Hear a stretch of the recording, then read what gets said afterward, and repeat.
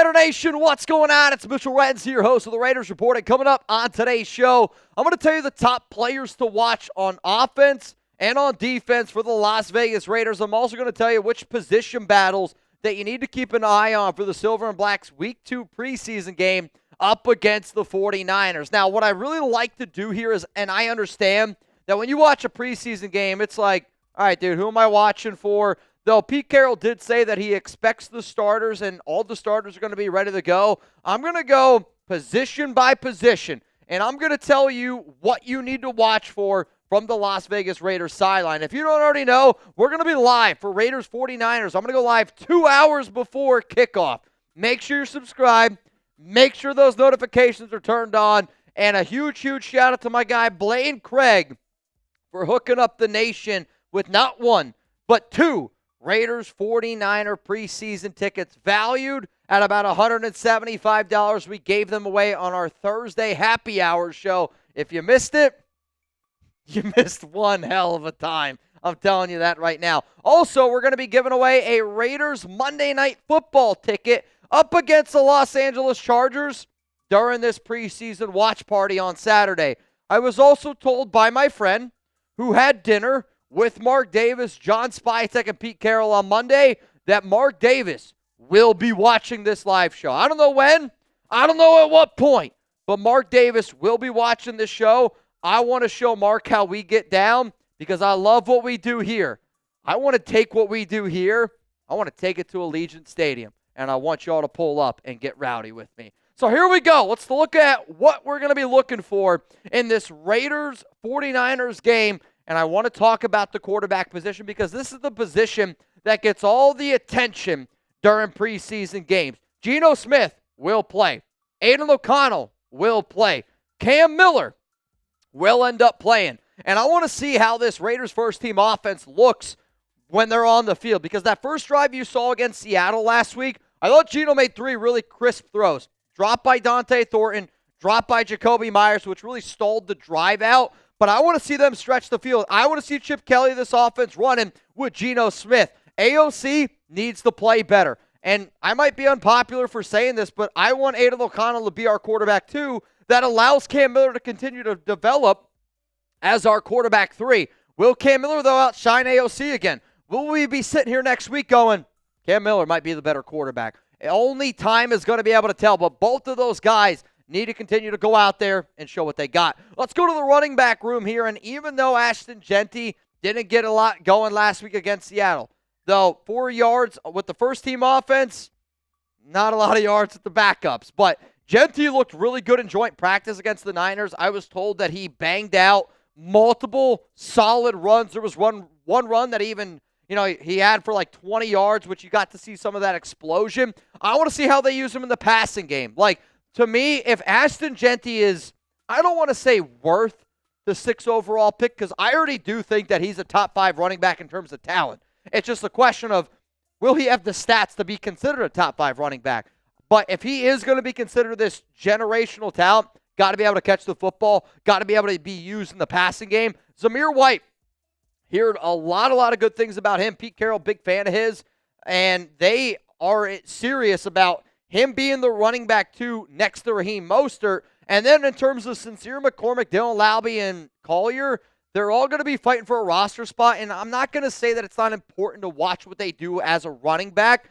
But I think if Sincere, Laube, or Collier are going to make this roster, it's not necessarily what they do as a running back. It's how they pass protect and what they do on special teams. That's what I'm going to be looking for. Let's go to the wide receiver room here next for the Silver and Black. And your top 3 wide receivers, I don't want to say are set in stone, but it's Dante Thornton Jr., Trey Tucker, and Jacoby Myers. And Jacoby Myers is this team's number 1. Yes, he is a slot wide receiver, but he is this team's number 1. For other players out there to keep an eye on, I'm going to be looking very heavily at the 2s. You're going to see a lot of Jack Besh, Colin Johnson, and Alex Bachman.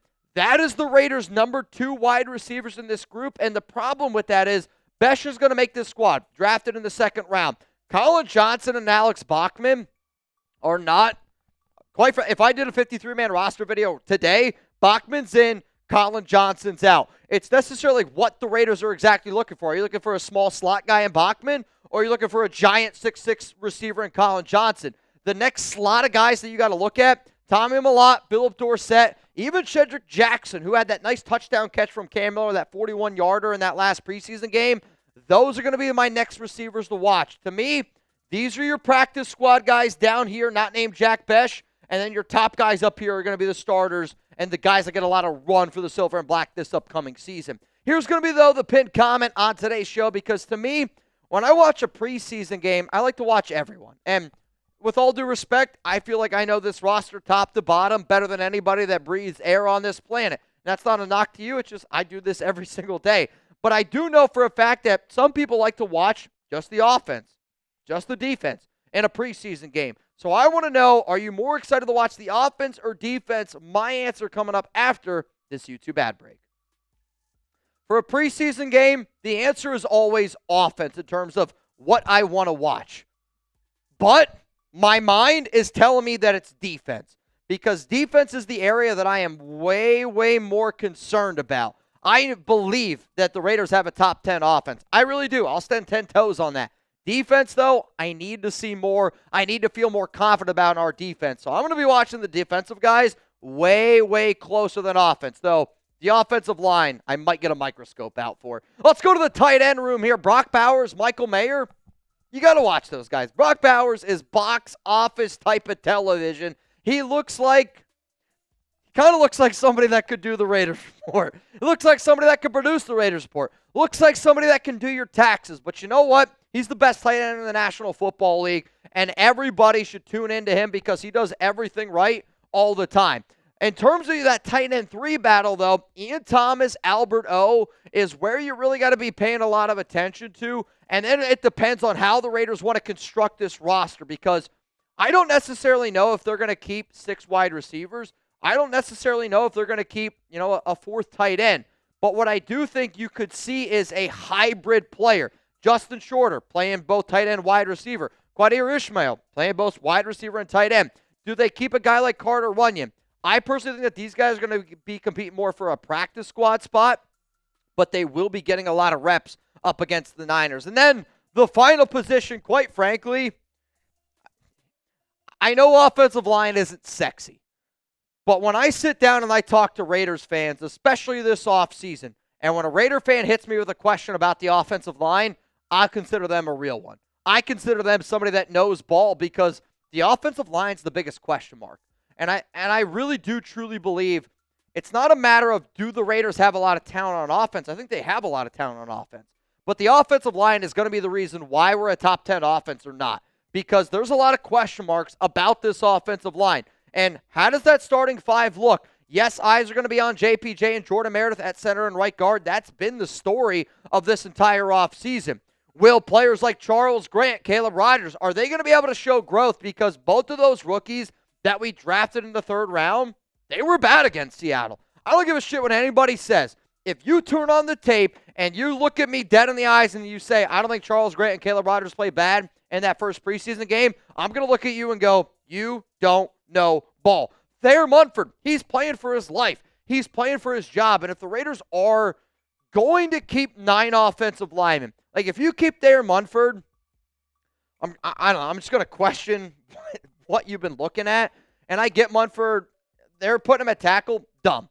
Stop putting Munford at tackle. He's the guard. He just doesn't have the foot quickness. He doesn't have the quickness in general to play offensive tackle. If the Raiders are like, no, Mitch, we're keeping Thayer Munford because we need an extra offensive tackle, because we want to allow Charles Grant to develop, find somebody else. If Dalton Wagner is that other guy, Dalton Wagner is a better offensive tackle than Thayer Munford. Thayer Munford's a better offensive guard than Dalton Wagner, obviously. Figure out what you're looking for. Those are 2 players, though, you got to be watching for. Coming up next here on the show, we're going to get into the top players and what to watch for on the defensive side of the football, because offense can win games. But if we're going to win games the way that I think we want to win games, we need our defense to not be one of the worst defenses in the NFL. And on paper, based on what I saw against Seattle, I think we might have one of the worst defenses in the National Football League. One of the best deals, though, on paper is right here. Chatsports.com/Raiders sale. Whether you need a new pair of shorts, whether you need a brand new Raiders zip-up, Whether you need a hoodie that looks also like a t-shirt, we got it for you. There are hundreds of Raiders items that are on sale. If you liked our Raiders jersey sale that we did last week, you're going to love this one. Because I know I don't want to sit up here and try to predict what hats you guys like, what shoes you might like, what gear your significant other, your kids might like. But there's women's, kids, there's adults, men of all sizes, small to 5XL, I believe. If it's on sale and it's Raiders gear, chatsports.com/Raiders sale. This link will be down in the comments. It's going to be down in the description of today's show. If you plan on going to a preseason game, a training camp practice, a joint practice, a regular season game, and you don't have enough Raiders gear, now's your time to get ahead of this deal. So here we go. We're going to go to the defensive side of the football now, and we're going to look at some of the top things to look at the defensive end position. Max Crosby, anytime he steps on the field, it's almost hard not to watch Max. And I sit up here and I go, I want you to watch Max Crosby. But I also, at the same time, don't want you to watch Max because Max isn't somebody that I'm worried about. I am worried about Charles Snowden.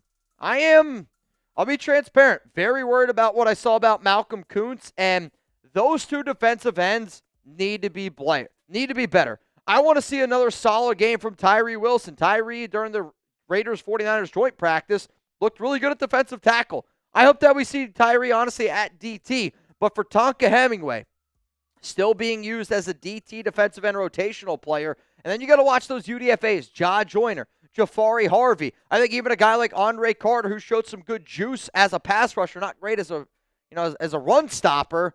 But overall, your defensive ends, Max Crosby's the one guy that I get it. Box office. But you might want to pay attention to Kuntz and Snowden just a little bit more. Let's go to the defensive tackle room. And to me, this is the Raiders' biggest need on this team. I'm somebody that believes they need a free safety. I'm somebody who believes that we need some extra interior offensive line depth. But with our secondary, and based on what I've heard about our secondary, if we're not able to get pressure with 4, we're going to have a long season on defense. And I do think it starts with these big guys on the interior. And Thomas Booker looked great against Seattle. Adam Butler is our best defensive tackle. Will Lecky Fotu play? I don't know. He did just get out of that boot, and he's missed a lot of practices. I want to say 4 or 5 practices in a row. But to me, can Thomas Booker be great again? And I want to see that he's great again. But overall, if I'm watching on defense, like for me, the first 2 quarters, I'm going to pay so much attention to that defensive line because I am a believer that it takes to win in the trenches, to win in the National Football League. Johnny Lawler was really bad last week. Zach Carter actually played a lot better, and I do wonder if Carter has another performance the way that he played, and if Lalu looks the way that he did, does Carter just take his spot? J.J. Pegues got some run early in the game. He also got some run in the fourth quarter. Tank Booker, he was taking number 1 reps with the defense earlier this week. He's a gigantic human being at defensive tackle. And then Tyree Wilson, if he plays DT and he goes out there in the ones and he plays the way that he did today against joint practice, if I'm the Raiders, I'm going, put Tyree Wilson as your starting DT. Put him next to Adam Butler. They're going to make the entire team better. So here's going to be the call. I know Pete Carroll during his press conference said that he does anticipate that he's going to be playing the starters. And I don't remember the exact thing he said, but it was essentially like, everybody's going to go. Everybody's going to be ready to play. I want to know for you, when you're watching a preseason game, how many quarters should the starters play against San Francisco? Or are you like, dude, 1 quarter, more than enough? Mitch, we haven't looked very good. Let's go 2 quarters. Or are you going to go 3? Or are you going to go 4? My answer coming up after this YouTube ad break. I will say at the maximum, I want to see 1 quarter. And I don't really think that you need to go more than that. Quite frankly, I almost think that I could have said drives. How many drives do you want to see the starters go? And I saw a comment down there below from Brian Hinkle. He said 3 drives. I kind of agree with that. I think you go out there, you put 3 drives out on the field, you see exactly what you get. That helps you evaluate your offense, helps you evaluate your defense, and I think 3 drives is going to be enough for 1 quarter of play. Now, if the offense goes out there first drive, they look methodical and score a touchdown, take them out. If the defense goes out there and does their thing, I would still keep the defense up there because I need to see more out of this defense overall. Let's go to the linebacker room here, and I've been saying starting 3 linebackers, and I've been going with Jermaine Pratt, Landon Roberts, and Devin White. I'm now going to call it the Big Four because to me the Raiders have a top 4 linebacker group, and then there is a large tier gap. Jamal Adams, Jermaine Pratt, Landon Roberts, and Devin White are this team's top 4 linebackers based on the information that has been given to me. And when I say there's a large tier gap, there is a very large tier gap. The next players that you should look at, Tommy Eichenberg, Cody Lindenberg. Lindenberg was drafted in the 7th round. Eichenberg was drafted in the 5th round by the previous regime. So, again, no ties to him. But based on the information I've been receiving, Eichenberg is linebacker 5. Cody Lindenberg is linebacker 6, and they are fighting for that spot. Matt Jones has been a player that's been getting a lot of attention. I still want to be able to watch Amari Gaynor because to me, I'm like, Amari Gaynor to me is better than Matt Jones. Amari Gaynor to me is better than Tommy Eichenberg and better than Cody Lindenberg. But he's better because of what we need. And there's a lot of linebackers on this roster that aren't strong cover guys. But we in my opinion, we need a strong coverage linebacker in the NFL. And Gaynor also does give you some special teams value. I'm still going to watch him, but I do wonder if he's just the odd man out considering the fact that he did only get 4 snaps this past game up against Seattle. Matt Jones, though, is absolutely an under-the-radar player, though, to keep your eye on. Was really bad against coverage last week. Still showed some good instincts. Still showed that he has a presence, if you will, up near the line of scrimmage. And when I watch him, this might be a bit of a stretch, but if you guys get time, go watch Nick Kwiatkowski. You guys remember Nick Kwit? He was a linebacker that this team signed many years ago. Watch Nick Kwiatkowski early on at his days at Pittsburgh in the preseason games. Matt Jones reminds me of Kwit where you could tell he doesn't have it from an athletic standpoint, but he does find himself in the right place at the right time. With good coaching and good development, he's going to get better and better and better, and I could see him end up making a roster in 2 to 3 years from now. We will get to more players, more position battles to watch here in just a moment. But if y'all don't know, Raiders Report Meetup. It's going to be happening Friday, August 22nd. I'm going to be at Desert Shark Tucson, owned and operated by Fabian Moreno, a.k.a. the Night Devil for all y'all that watch this show. And based on the conversation that I had with him last night, he's expecting up to close to 250 people. Also, at the minimum, 50 people. We're going to pack this joint, and I think it's going to be a hell of a time. If you don't know, we are going to be there from 12 to 3 p.m. Where? Desert Shark Tucson. The address is down there below. Also, I've been told that we have rented out an extra space just because of how many Raiders fans are expected to be there. It's called Culinary Dropout.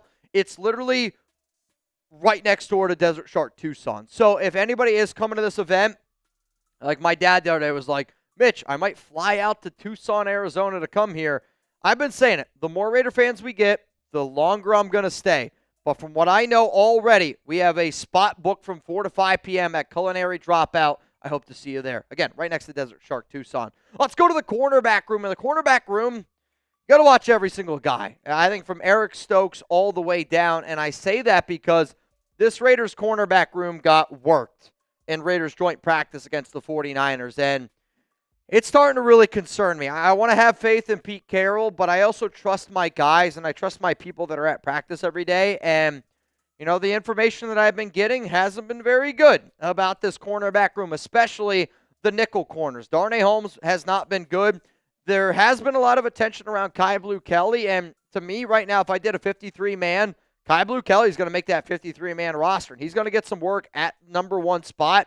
At nickel, he's going to get the number 1 spot as an outside corner in this upcoming preseason game. Darian Porter to Cameron Richardson need to be better. And, you know, I love Pete's sometimes mentality of making guys go out there and compete. But over the past week, I have not been getting very solid notes on Porter and Cameron Richardson.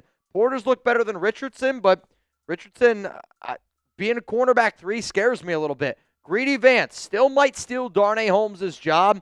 But Vance has got to be able to show that not only is he a competitor, not only is he a feisty guy, he's got to show that he can cover. And he struggled a little bit in terms of coverage against the Niners in joint practice. Let's go to the safety position next up here for the Las Vegas Raiders. And this was the biggest note that I got, that the silver and black safety group, it was bad against San Francisco. And I'm hoping that we play a lot better this upcoming week To me, I'm definitely going to be watching Terrell Edmonds, somebody who got some number 1 reps with the Raiders defense up against the 49ers. But ultimately, Jeremy Chinn got to show me that he can cover. I know Chinn can play up near the line. I know Paul Lamau can play up near the line. But Trey Taylor, got to be better. Chris Smith, got to be better. Harper, I don't anticipate playing Thomas just because he's been banged up a little bit. But Chris Smith, Terrell Edmonds, Trey Taylor, I would say are the top 3 players not named Jeremy Chinn and Isaiah Paul-Amal that y'all need to watch. Let's go to the special teams room here next up on the show. And I'll throw in another name that I should mention, JT Woods. JT Woods, cornerback safety. They've been kind of using him as a hybrid player. He's got to be better as well. He got some fourth quarter reps last game, was not good. From a special teams and kicker standpoint, A.J. Cole's the best on the planet. If you're a young punter out there, watch A.J. Cole. If you're a kicker out there, Daniel Carlson was 3 of 5 last week, and kind of some weird field goal kicking situations. I'm not going to lie to you.